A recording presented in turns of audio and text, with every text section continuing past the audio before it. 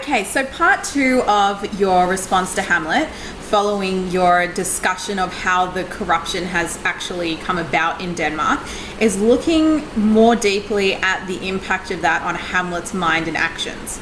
Okay, so there's 2 strains of thought that are something that are things that you can delve into here. So the first one is that there's an idea of Renaissance humanism that was very much around during Shakespeare's era, that looks at the capability of mankind. Okay, so it's a very optimistic view about humanity's potential and ability to improve and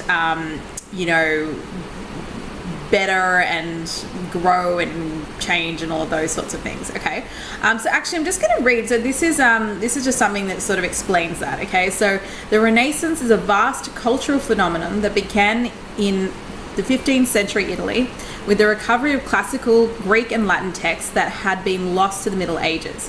The scholars who enthusiastically rediscovered these classical texts were motivated by an educational and political ideal called in Latin humanitas, the idea that all of the capabilities and virtues peculiar to human beings should be studied and developed to their furthest extent. Renaissance humanism, as the movement is now called, generated a new interest in human experience and also an enormous optimism about the potential scope of human understanding. Okay, so a really key thing to look at there is the optimism about human nature. Now, we see something very different going on in Hamlet, which is actually the complete opposite, really. So in Hamlet, we're exposed to man's corruption, deceitful nature, and then also the disillusionment that results from that. Okay, so what I'm going to get you to do is open up your play to, so Act 2.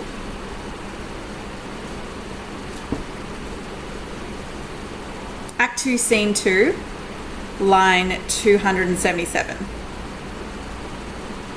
Okay, and if you have this one, it's page 142.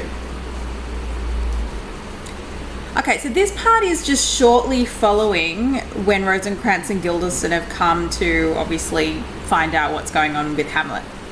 Okay, and Hamlet starts to go into how his view of himself and the world has actually shifted as a result of all the things that we've seen happened at the beginning.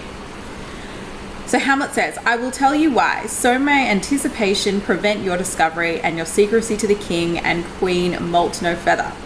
He says, "I have of late, but wherefore I know not." Which is not really true, because we think we know how he's actually come about or how this change of mind has actually happened. But this is what he pretends to Rosencrantz and Guildenstern. So, "Wherefore I know not, lost all my mirth, forgone my all custom of exercises, and indeed it goes so heavily with my disposition that this goodly frame, the earth, seems to me a sterile promontory." Okay, so if we just go back to "lost all my mirth," so clearly he's identifying the fact that he's lost his, so mirth is going to be like your happiness, your desire to live, any enthusiasm about that. Okay, so that's what's been lost for him. Okay, he's forgone all custom of exercises, so anything that he was used to or he used to do, he no longer does. And indeed it goes so heavily with my disposition that this goodly frame, the earth, seems to me a sterile promontory. Okay, so he's identifying that the earth is actually a goodly frame, but now to him it seems to him a sterile promontory. So if you have a look at the effect of that metaphor there, so he's compared the earth to a barren rocky point jutting out into the sea of eternity. All right, so you can see there's really it's lifeless, it's just barren, really. So that's what the world has become to him as a result of this. And then he starts going back and forth between what his original view was, which is where you see the optimism of Renaissance humanism, towards something a lot more disillusioned and cynical. Okay, so he says, "This most excellent canopy the air," so that would be the sort of older, optimistic kind of view. "Look you, this brave overhanging firmament, this majestical roof fretted with golden fire, why," it appeareth no other thing to me but a foul and pestilent congregation of vapors. Okay, so you can see the juxtaposition between this majestical roof with golden fire has now become nothing more but a foul and pestilent congregation of vapors. Okay, so you can clearly see how his view has utterly shifted from something a lot more optimistic to something that's a lot more sort of, again, barren, dead, uninspiring, etc. So then he says, so this is in particular to do with mankind. So what a piece of work is man!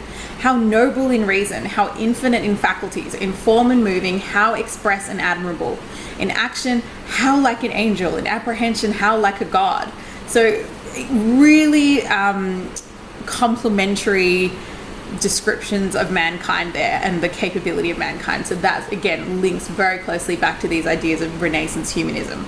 Okay, so you've got the exclamations, what a piece of work is man, how amazing, and then how noble in reason. So he's really commending mankind's ability to be reasonable, to have, so many different faculties, so ability to do so many things, in form and moving, how express and admirable, so something that can be admired, respected. In action, how like an angel, so have a look at the simile there, comparing mankind's actions to being angelic. In apprehension, so in understanding, how like a god. So there really was this idea that mankind is a reflection of God, okay, and God-like features. So they're all really positive descriptions there. But then he has his own take on that, which is, then he says, this is actually still continuing the Renaissance humanism. So he says, the beauty of the world, the paragon of animals. And then this is his view. And yet to me, what is this quintessence of dust? Okay, so you've got a rhetorical question there. And quintessence just means the essence. So what is this essence of dust? So a bit of a use of the, ashes to ashes, dust to dust from the sort of funeral services or funeral, parts of the Bible. But really, like, he's actually asking, what is the essence of dust? And if you actually answer that as a rhetorical question, it's, well, nothing, right? And he says, man delights not me, nor woman neither, though by your smiling you seem to say so. Okay, so while you have this view in his period that mankind can be amazing, be great, be inspiring, be, noble, like a god, like an angel, to him, he's like, well, what's the essence of nothing? Dust. So, like, essentially there is this very nihilistic or existential view towards mankind's value, which is that it actually is not evident. Okay, which is very contradictory to his context, which is being quite religious, that mankind is suggesting that mankind is the reflection of God, and he's obviously saying that that's really not necessarily the case. And he says, "Man delights not me," which is not surprising at all, given what he's witnessed his uncle do, his mother do, and his father's been murdered, and they're the closest people to him. Okay, so again, not surprising that he's actually had this shifted view. And so I'm just going to continue reading these notes here on that. So we've got this whole idea. So we established the idea of Renaissance humanism. I'm just going to read a little bit about that shifted skeptical strain of humanism that started emerging, which is where we see Hamlet's, like we see reflected in Hamlet's view towards the actual, I guess, worthlessness or insignificance of humanity. For Hamlet. So he says, this is just some notes on it. So, as the Renaissance spread to other countries in the 16th and 17th centuries, however, a more skeptical strain of humanism emerged, stressing the limitations of human understanding. For example, the 16th century French humanist Michel de Montaigne was no less interested in studying human experiences than the early humanists were. But he maintained that the world of experience was a world of appearances, and that human beings could never hope to see past these appearances into the realities that lie behind them. Okay, so that's really just going back to the idea of illusion versus reality. So where you've already mentioned the duplicitous nature of man, where you've got this appearance that is there versus what's really going on. What these guys suggested is that, you know, we're actually limited by an inability to really actually see the truth behind, you know, the reality of life, of humanity itself. So going on with that, this is the world in which Shakespeare places his characters. Hamlet is faced with the difficult task of correlating and correcting an injustice that he can never have sufficient knowledge of, a dilemma that is by no means unique or even uncommon.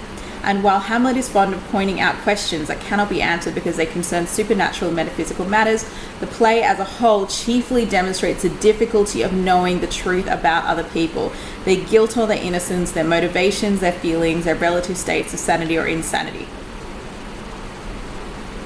Okay, great. So that was just, you don't need to use a lot of those notes. I just wanted to give you a bit more of a background so that it would give you something else to, or just some background to be discussing these two ideas from that period. So just to recap that, it's the Renaissance humanist view of humanity and of man's existence versus the more skeptical strain of humanism.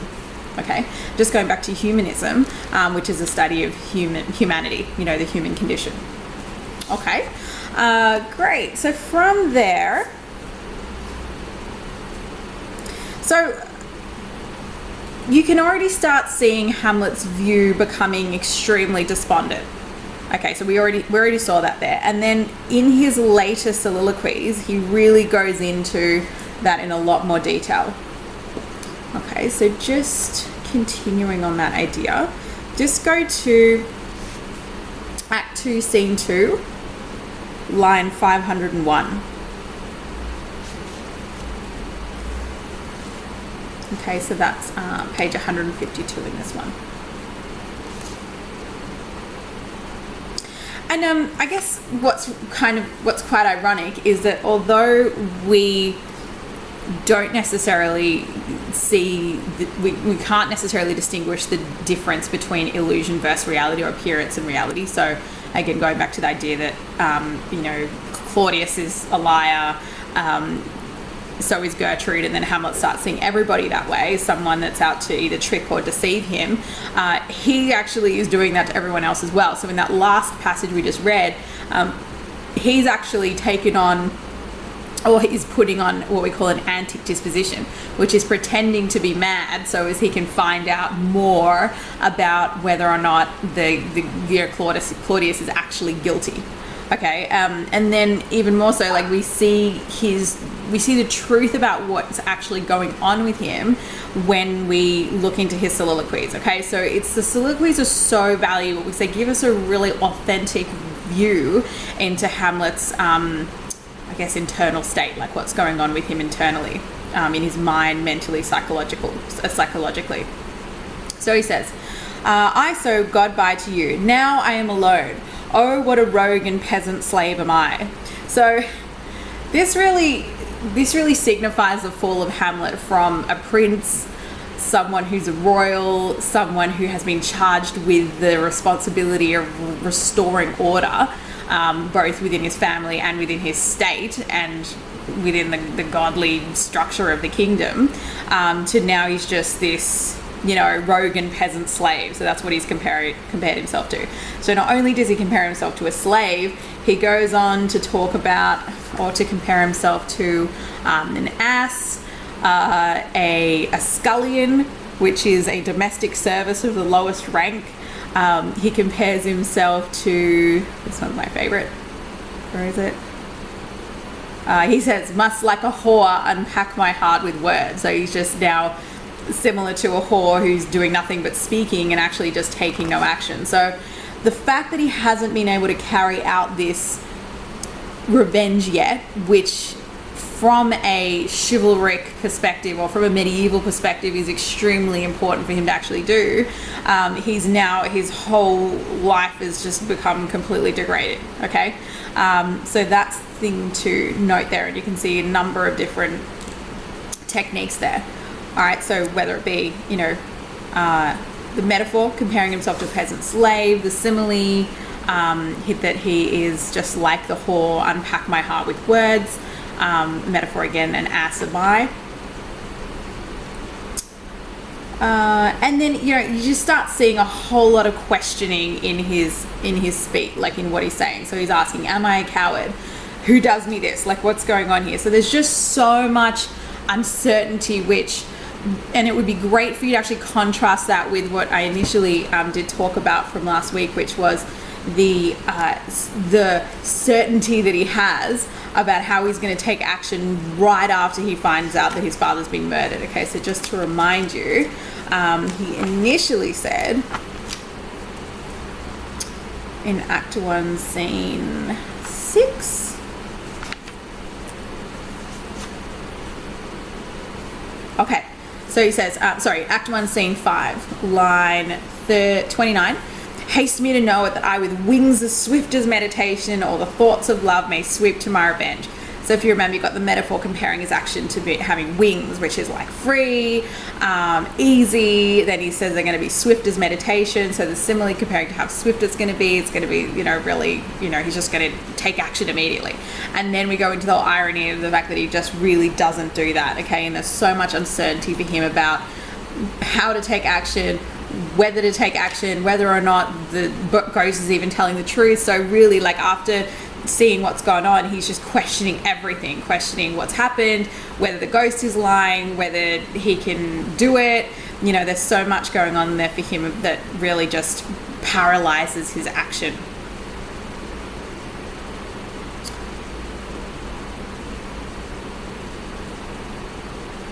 Despite the fact that he's got plenty of motivation. So he does say that at line 535, Act 2, Scene 2, why, what an ass am I? This is most brave that I, the son of the dear murdered, prompted to my revenge by heaven and hell, must like a whore unpack my heart with words.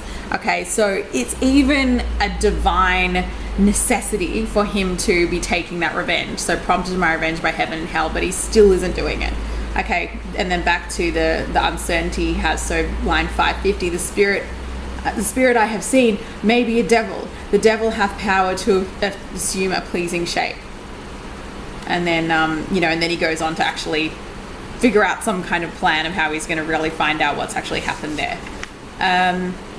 Cool. All right, great. So that should give you enough to keep going. So that should be the next two ideas. You could possibly split that into two paragraphs itself.